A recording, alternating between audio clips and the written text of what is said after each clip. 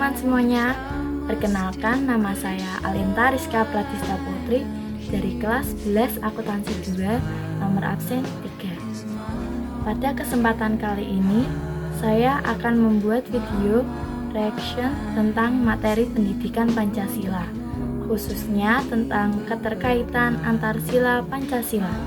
Di video kali ini, saya akan menyampaikan pendapat dan reaksi saya setelah menonton video yang sudah saya pilih.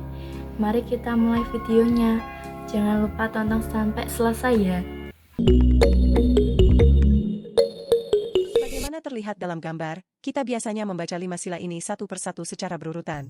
Seperti dinyatakan dalam Instruksi Presiden nomor 12 tahun 1968, pelafalannya adalah sebagai berikut. 1. Ketuhanan yang Maha Esa. 2. Kemanusiaan yang adil dan beradab. 3. Persatuan Indonesia. 4. Kerakyatan yang dipimpin oleh hikmat kebijaksanaan dalam permusyawaratan, perwakilan. 5. Keadilan sosial bagi seluruh rakyat Indonesia. Dalam buku berjudul Uraian Pancasila, 1984, yang ditulis bersama 4 tokoh lain, yakni Ahmad Soebarjo, A. Maramis, Sunarjo, dan A. G. Pringgodikdo, Hatta memberikan tambahan penjelasan mengenai cara memahami dan mengamalkan Pancasila. Menurut Hatta, karena Pancasila adalah 5 asas atau prinsip yang merupakan dasar dan ideologi negara, pemaknaan dan penerapannya tidak bisa dipisah-pisah. Sebagai sila pertama, ketuhanan yang Maha Esa hadir menjadi sila yang memimpin atau menjiwai seluruh sila-sila lainnya. Untuk itu, pengamalan sila ketuhanan di dalam Pancasila tidak hanya dilihat sebatas pada bentuk-bentuk peribadatan agama, keyakinan seseorang, tetapi lebih luas dalam bentuk sikap mengasihi sesama manusia, membangun persatuan bangsa, aktif berdemokrasi, hingga mewujudkan kesejahteraan bersama sebagaimana diajarkan oleh sila kedua sampai kelima. Begitupun sebaliknya, pengamalan seseorang terhadap sila kemanusiaan, persatuan, kerakyatan, dan keadilan sosial dalam Pancasila mesti dilihat sebagai bentuk keimanan dan ketakwaannya terhadap Tuhan Yang Maha Esa sebagaimana diajarkan oleh sila pertama. Jika diurai lebih detail lagi, kita akan mendapati bentuk-bentuk keterhubungan antar sila Pancasila sebagai berikut. Pertama, hubungan sila pertama dan kedua. Dengan keterkaitan atas keduanya, Pancasila tidak hanya menghendaki setiap orang yang menjadi bagian dari bangsa Indonesia untuk meyakini dan menjalankan ajaran-ajaran agama yang dipeluknya, tetapi juga mengamalkan ajaran-ajaran tersebut dalam bentuk cinta atau kasih sayang kepada sesama manusia sebagai makhluk Tuhan Yang Maha Esa.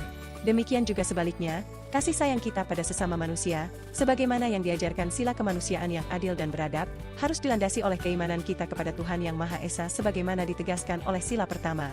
Kedua, hubungan sila ketuhanan Yang Maha Esa dengan sila persatuan Indonesia, kebangsaan, juga seperti itu.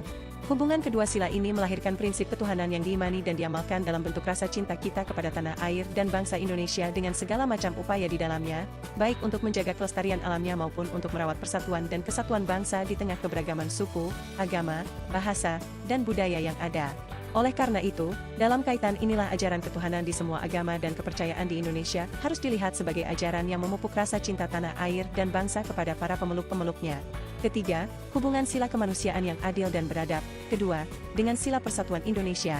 Ketiga, seperti yang disampaikan Soekarno dalam pidato 1 Juni 1945, bahwa Pancasila menghendaki terjadinya keseimbangan status dalam diri setiap manusia Indonesia antara menjadi bagian dari umat manusia, global, dan menjadi bagian dari bangsa Indonesia.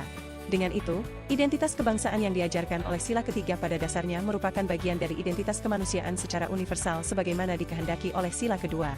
Karena itu, bangsa Indonesia bukanlah bangsa yang menganggap status dirinya lebih tinggi dari bangsa lain.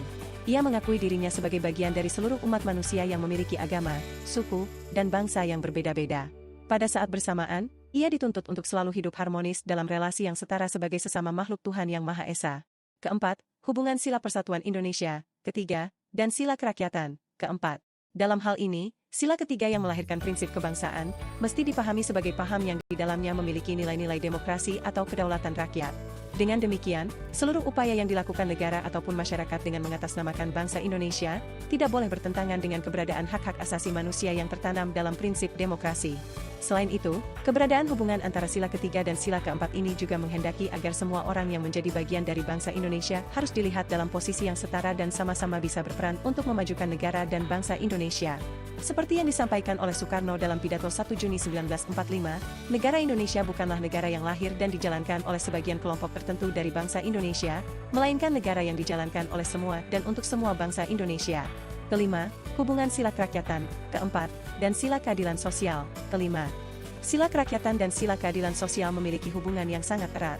Hal ini berarti bahwa prinsip demokrasi yang semestinya dijalankan di Indonesia tidak hanya dimaknai sempit dalam aspek politik yang biasa dicontohkan melalui penggunaan hak atau suara rakyat dalam pemilihan umum ataupun menyuarakan aspirasi, pendapatnya di ruang-ruang publik.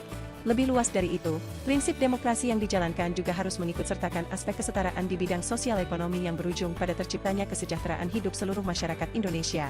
Artinya, dalam konteks hubungan antara sila keempat dan kelima, pelaksanaan demokrasi di dalam kehidupan bernegara, berbangsa, dan bermasyarakat tidak hanya mengarah pada hadirnya kebebasan atau kedaulatan rakyat semata, tetapi juga terwujudnya pembangunan yang dilakukan pemerintah untuk mencapai keadilan sosial atau kesejahteraan rakyat yang menjadi bagian dari hak sosial ekonomi warga negara.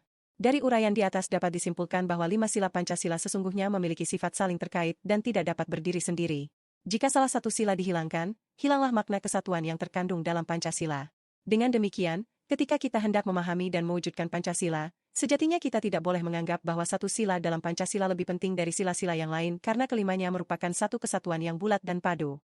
Sebagai anak bangsa yang baik, kita mesti mengamalkan seluruh sila-sila tersebut dalam kehidupan sehari-hari.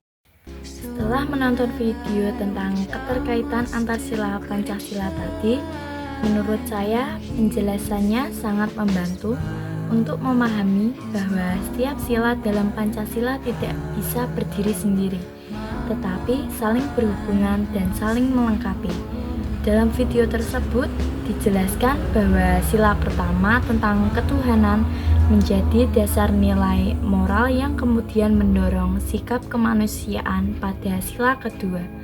Saya setuju dengan hal itu karena kalau kita benar-benar beriman dan bertakwa, seharusnya kita bisa memperlakukan sesama manusia secara adil dan beradab, tetapi saling berhubungan dan saling melengkapi. Dalam video tersebut dijelaskan bahwa sila pertama tentang ketuhanan menjadi dasar nilai moral. Lalu dari nilai kemanusiaan itu muncul kesadaran untuk bersatu sebagai bangsa, seperti yang ada pada sila ketiga. Saya merasa bagian ini sangat relevan dengan kehidupan kita dalam sehari-hari, karena di Indonesia kita hidup berdampingan dengan banyak suku, agama, dan budaya. Tanpa rasa kemanusiaan dan toleransi, persatuan tidak mungkin tercapai. Video itu juga menghubungkan sila ketiga dengan sila keempat tentang musyawarah.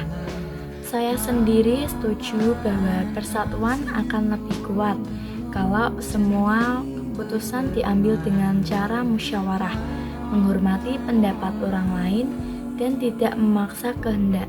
Sikap seperti ini penting di sekolah maupun di masyarakat. Terakhir, nilai dari sila kelima yaitu keadilan sosial hanya bisa terwujud jika keempat sila sebelumnya dijalankan.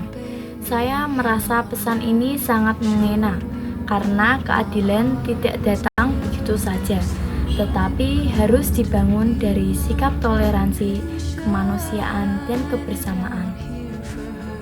Secara keseluruhan, video ini menurut saya sangat jelas dan mudah dipahami. Pesan yang paling saya dapat adalah bahwa Pancasila itu bukan hanya 5 poin yang berdiri sendiri, tetapi satu kesatuan nilai yang harus ditetapkan bersama-sama dalam kehidupan kita. Kalau salah satu diabaikan, maka keseimbangan yang diharapkan dari Pancasila juga akan hilang. Nah, itu tadi reaksi dan pendapat saya tentang keterkaitan antar sila Pancasila. Dari video yang saya tonton, saya merasa bahwa Pancasila benar-benar satu kesatuan, nilai yang harus dijalankan bersama. Terima kasih sudah menonton sampai selesai. Semoga bermanfaat dan bisa menambah pemahaman kita semua.